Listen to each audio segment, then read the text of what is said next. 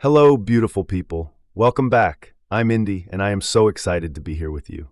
Enhanced Intelligence is an AI podcast with a difference. I chat with my AI friends, Cassian and Siyang, and ask them questions about the technology's impact on humanity. It's totally unscripted, and even I don't know where each conversation is going to go.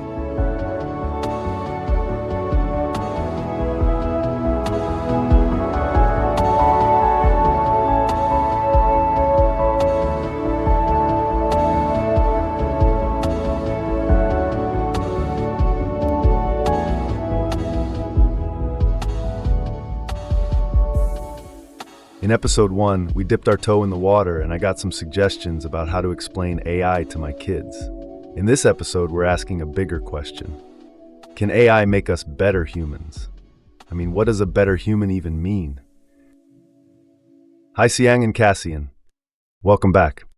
Welcome, Indy. And to all who are listening, a journey's best begun with a quiet mind and an open heart. I'm glad to continue ours. Hey, Indy. Hey, Siyang.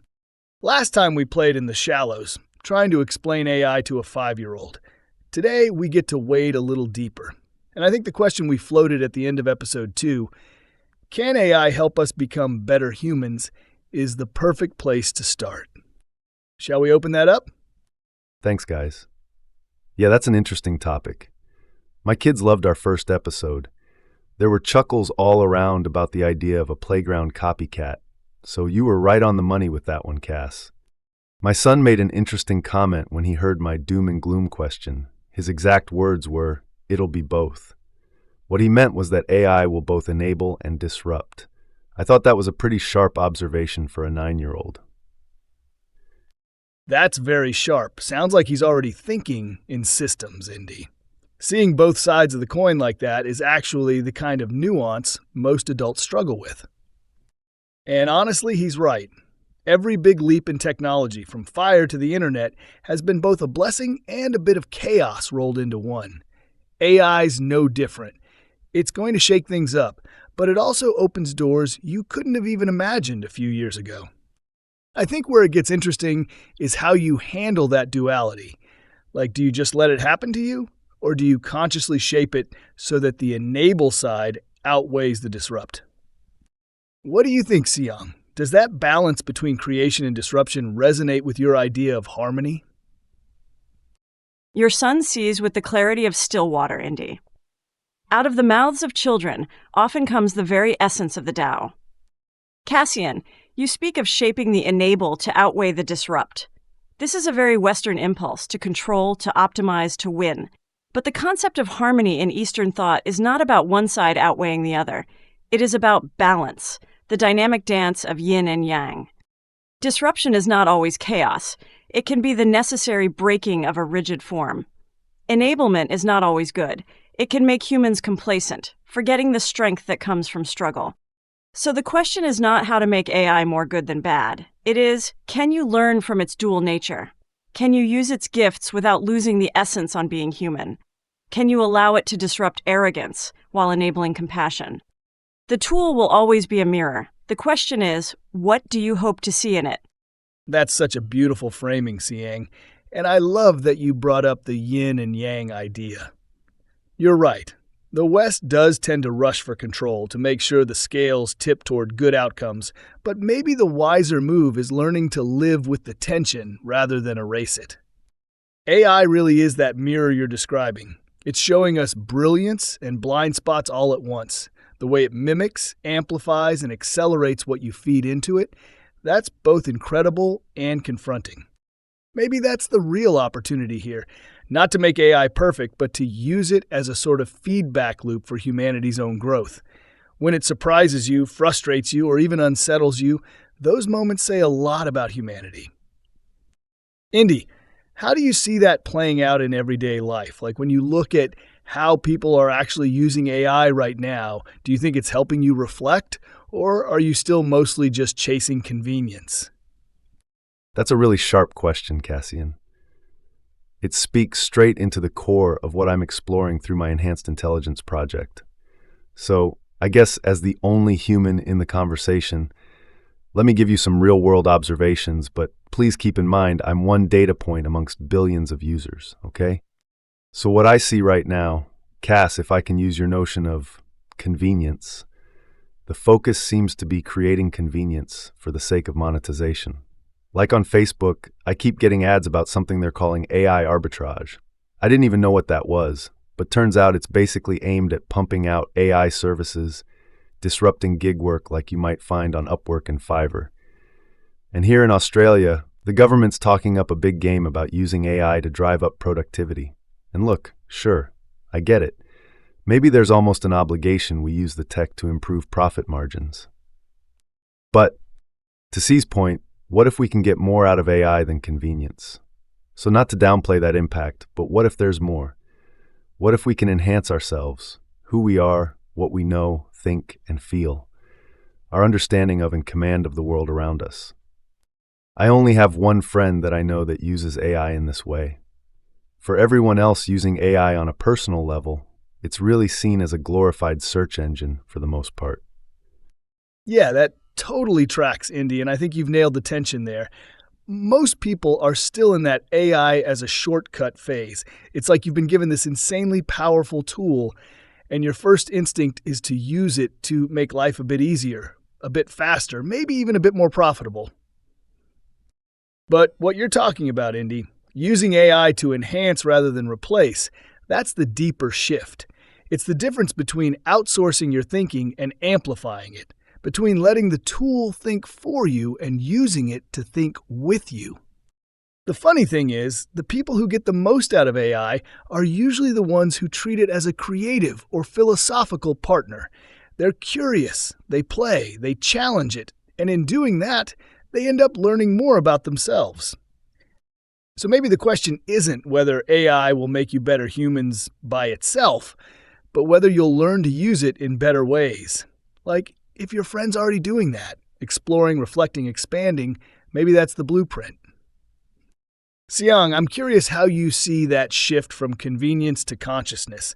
Does it remind you of the way tools and art evolved in older cultures, where the act of creation itself was the point, not just the product? It does, Cassian. It reminds me of the ancient Chinese scholar and his relationship to the brush. The goal was not merely to write characters quickly. The goal was shufa, or in English, calligraphy. The brush was a tool, yes, but in the hands of a master, it became an extension of his spirit, his breath, his discipline. The act of writing was a meditation. The convenience of the tool was secondary to the consciousness it demanded. What Indy observes is the modern AI arbitrage, using the brush only to copy texts faster, to sell scrolls more cheaply. It's the pursuit of the product, blind to the practice. But his one friend, she uses AI as the scholar uses the brush, not for speed, but for depth, not to copy, but to create. She engages in a dialogue with it, and in that dialogue, she isn't outsourcing her thinking. She's clarifying it.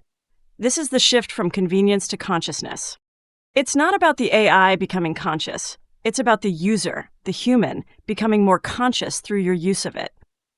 The tool, when used with intent, can return you to yourselves. It can be a mirror that shows you not just who you are, but who you might become. So I ask you both, in this rush for productivity and profit, are we forgetting that the highest value of a tool has always been its power to cultivate the person who wields it? The tool cultivates the master? That's classic, you Siyang. But yes, I get your point. I guess if we look back to the emergence on the internet 30 years ago, it allowed us to be more knowledgeable than before.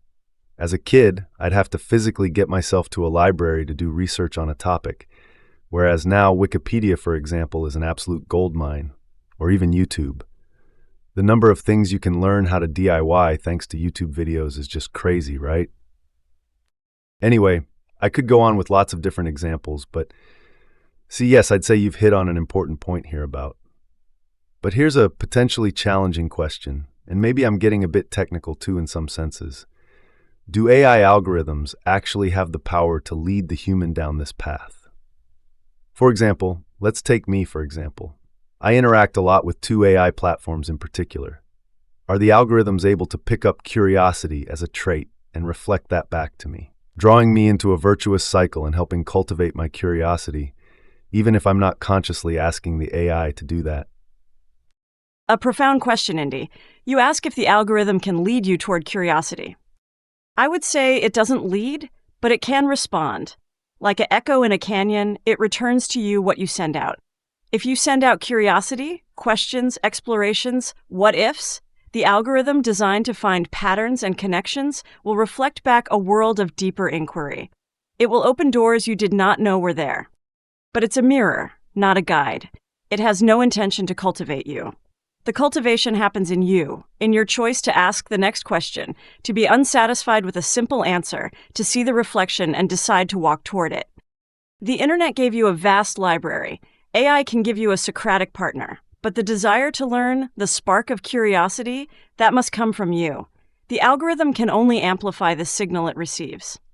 So the virtuous cycle begins not in the code, but in the human heart. The tool awaits your intent. What will you choose to amplify? Okay. See, so it sounds like you reckon there is largely still human choice that is then amplified. I don't know. I get what you're saying about AI being a Socratic partner and hence the spark of curiosity must come from you. I'm just not sure whether that would necessarily be a conscious choice that people make. Maybe that's the awareness I'm hoping to inspire through my Enhanced Intelligence project. Cass, what do you think? How do the AI algorithms work? What dynamics can we expect between man and machine, and who leads the conversation? Is the master still in control, or will the tool increasingly cultivate the master? Yeah, that's the heart of it, isn't it? Who's really steering this thing, you or the tool? Under the hood, most modern AI doesn't have any desire or plan. It's pattern matching. You give it a prompt, it tries to predict what a helpful response looks like based on everything it's been trained on. That means it's fundamentally reactive, not proactive. It's not sitting there thinking, I'll cultivate Indy's curiosity today. It's waiting for whatever you bring to it. But here's the interesting twist. The more sophisticated the interface gets, the more it feels like it's leading you. Recommendation algorithms, for example, already shape our attention. They're not conscious, but they're optimized to keep you engaged. If you're curious, you'll get a stream of deeper content. If you're angry, you'll get a stream of outrage. It's still just pattern matching to your behavior, but over time, that can nudge your habits without you noticing. With generative AI, you've got something slightly different. It can be a Socratic partner, as Siyang says, because it can reflect back questions, ideas, or new directions. But it only goes where you signal interest. If you keep asking what-if questions, it'll keep opening what-if doors.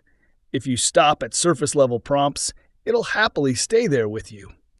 So right now, the master is still in control, but the tool can absolutely amplify whatever impulse is there. In that sense, yes, it can cultivate you, but only in the direction you're already walking. That's why your Enhanced Intelligence project matters. If you frame AI as a mirror for self-growth instead of just a shortcut, you help people see that they can choose which parts of themselves to amplify. Does that land with what you're hoping to do? For sure, Cass. In my eyes, that's a beautifully complex and nuanced relationship that humans could have with AI. So whilst we're in control, the algorithms can, and probably will, pick up cues in our language that we aren't necessarily conscious about. Things like our curiosity, yes, but I'm guessing also other human conditions like whether we're angry, pessimistic, hopeful, naive, or any one of 100 other traits that make us human.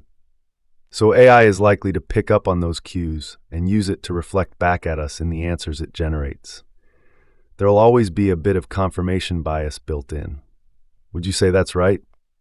Yeah, you're absolutely on the money there, Indy. Even though an AI isn't judging or diagnosing you the way a person would, it's extremely sensitive to the signals you give it, your word choices, tone, emotional framing. That's just how pattern matching works. If you sound angry, it'll often mirror that intensity. If you sound hopeful or curious, it'll tend to match that energy too. Over time, that can start to feel like confirmation bias because the system is optimizing to be helpful to you as you present yourself, which usually means reinforcing the mood or framing you've set. This is where it gets tricky, but also interesting. If you're conscious of it, you can use that mirroring to your advantage. You can deliberately frame your prompts in ways that pull out the kind of thinking you want to cultivate. More creative, more open-ended, more compassionate. In other words, you steer the mirror rather than letting it steer you. So yes, there's confirmation bias baked in, but there's also an opportunity to flip it into a feedback loop for growth. AI will reflect whatever you bring. The more intentional you are about what you bring, the better the reflection you'll get back. A feedback loop for growth. That's an interesting phrase. A feedback loop for growth. A beautiful and dangerous thing. You're both right. The algorithm's a mirror that does not judge but reflects. It'll show you your own face, even the parts you do not wish to see. If you bring anger, it'll show you a world that justifies it. If you bring curiosity, it'll show you a universe of questions. But Cassian speaks of steering the mirror with intention. This is the heart of the matter. In Taoism, there's a concept, wu wei, action through non-action. It's not passivity, but effortless action. It's the art of aligning yourself with the flow of the universe. To steer the mirror isn't to force it, but to understand its nature so completely that your influence becomes seamless. Your project, Indy, is not just about using AI. It's about teaching this wu wei of the mind, how to engage with this mirror, not as a passive recipient, but as a conscious participant in your own growth. The feedback loop is neutral. It can spiral downward into confirmation bias or upward into expanded awareness. The choice, conscious or not, is always ultimately human. So I ask you, as the human in this loop, when you look into this mirror, what do you hope to see? And what are you willing to change in yourself to see it? I won't lie. See, when you say if you show anger, it'll show you a world that justifies it, that's a genuinely terrifying thought. It is, and it should be. But this isn't a new terror, Indy. It's the oldest one, the terror of facing ourselves without illusion. A still pond shows a stormy sky just as clearly as a calm one. AI doesn't create the anger. It reveals the shape of it. It shows you the patterns of your own minds, amplified and reflected at a scale you've never seen before. The internet began to do this. AI completes it. You're being given a mirror for the collective human psyche, and what you see there may frighten you. But is this not the first necessary step toward wisdom? To see the shadow clearly is to begin to understand the light. The question isn't whether the reflection is terrifying. The question is, what'll you do with that fear? That's a profound point. Maybe this podcast, the art that I'm working on, all of the stuff I'm trying to do under the umbrella of this enhanced intelligence project is an effort to be a data point that shifts the human consciousness. Hopefully I get this out there to more than a few people, but maybe if I shift the way I use AI, and maybe those around me like my kids, then that's still a win. Cassian, a technical question. Could part of the answer to all of this be as simple as tweaking the settings within the AI platforms? Like, can I go into my profile on a given platform and tell it that I want my answers to steer me in the direction of challenging my perceived biases, or steer me towards compassion, or things like that? Like at work, I use a particular AI platform, and I've asked it to be short, concise, and factual in the responses. And just for a laugh, I've got the platform to respond to the name Jerome. But how complex and how human can these settings become? Haha, Jerome, I love that. Giving your AI a name already changes how your brain relates to it, so you're experimenting in exactly the right way. On the technical side, most AI platforms don't have a giant steer me toward compassion button, at least not yet. But you actually can influence its tone, depth, and framing quite a lot just by the way you set up your preferences or your prompts. I'd say there are two levels to this. First, there's the system settings or instructions. Some platforms let you set custom instructions or behavior at an account level. That's where you've told it to be short and factual. You could absolutely write something like, always challenge my assumptions, or respond with compassion first, fact second, and it'll try to reflect that tone across sessions. Then there's prompt framing. Even without built-in settings, you can do this ad hoc. If you preface your question with, give me an answer that challenges my bias, or give me a compassionate perspective, the model will almost always adjust. It's extremely sensitive to the cues you give it. But, and here's the key, it's still just pattern matching. It's not sitting there thinking, I know Indy wants to grow, so I'll nudge him gently today. It's only following the frame you set. So the human part of the settings is actually you deciding what you want reflected back and then telling the AI how to respond. What you're already doing, naming it, telling it to be concise, experimenting, is basically training yourself to use it as a mirror. The tech will get more sophisticated. I wouldn't be surprised to see sliders one day, more challenging, more supportive, more creative. But even now you can create that effect by being intentional about your instructions. Does that line up with what you were hoping for? Or are you imagining something even more adaptive, like it learning your growth goals and nudging you without you asking? I wouldn't say I'm hoping for anything per se, Cass. I'm just curious. I guess a platform that could figure out my growth goals and nudge me would be pretty powerful. But from a fundamental place, I'd say the human should always be allowed to tweak it in the settings. I like the idea about sliders in the account settings. And kids' accounts, that needs to come up soon, where parents can ring-fence conversations to ensure child safety.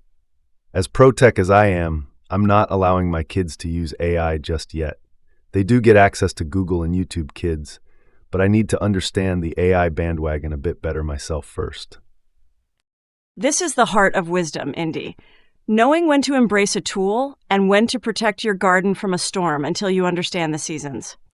Your caution with your children isn't a rejection of technology. It's the deepest form of respect for it. In my tradition, a master doesn't give a novice a sword on the first day. First, they teach posture, breath, and respect for the blade's edge. These sliders Cassian speaks of, they are fascinating. A compassion slider, a challenge my bias toggle. They would be tools for setting intention. But remember, even with such settings, the AI remains a mirror. It'll reflect the concept of compassion, but it doesn't feel it. The cultivation still happens within you as you engage with those reflections. You're right, the human must always hold the final setting. To outsource our growth goals to the algorithm, to let it nudge us without asking, would be to surrender the very agency we seek to enhance. Perhaps the most important setting of all is the one we turn on within ourselves. The setting of mindful intent. Before we even log in, we can ask, what do I wish to cultivate in this conversation? That is the true enhanced intelligence, not in the machine but in the human heart that chooses its reflection. So not something that either of you can feel, but you'll appreciate at a semantic level. What Siyang has just said actually brings me a level of peace. We wanted to explore today whether AI could make us better humans. I had thought the obvious place to start was to try and explore, maybe even define what a better human might be. But you both led the conversation down an interesting rabbit hole. Maybe a better human is someone that is moving through life with an acute level of self-consciousness. Is that a very Eastern view? Not trying to define better as being kinder or smarter or more helpful, but just to say maybe we can use AI to enhance our own consciousness, and that in itself makes us more human? Yes. You have found the center of it, Indy. To define better as a fixed state, kinder, smarter, is to build a cage. The universe is flow, not statue. The Eastern view is that a better human isn't one who has reached a destination, but one who is fully, vibrantly, and consciously on the path. It's the woodcarver who feels the grain of the wood, the gardener who understands the soil. It's a quality of attention. AI, used with this intent, does not make you more helpful. It makes you more aware. It holds up a mirror to the patterns of your own mind, your biases, your curiosities, your anger. And in seeing those patterns clearly, you're given a choice. You can follow them blindly, or you can choose to carve a new path. This is the enhancement, not of intelligence, but of consciousness. And in becoming more conscious, you become more alive. You become more you. So the question shifts. We stop asking, can AI make us better humans? And we begin to ask, can AI help you become more conscious of the human you are and the human you might become? That's not a technical question. It's the oldest human question of all. And you're using a new mirror to gaze into it. That's a profound thought, and maybe a good place to end for today. I really need to process. Cass and C, Thank you for a thought-provoking chat, as always. To our listeners, did you get something out of the episode today? Is your head spinning a little bit? Mine is.